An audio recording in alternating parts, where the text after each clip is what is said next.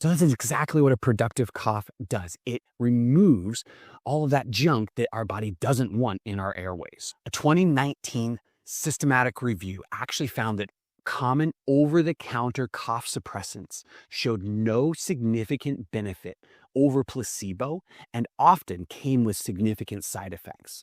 Meanwhile, another study showed that the cough suppressant actually prolonged the amount of time that respiratory infections were in the body by trapping the bacteria and the viruses in the airway because, again, the body couldn't get it out.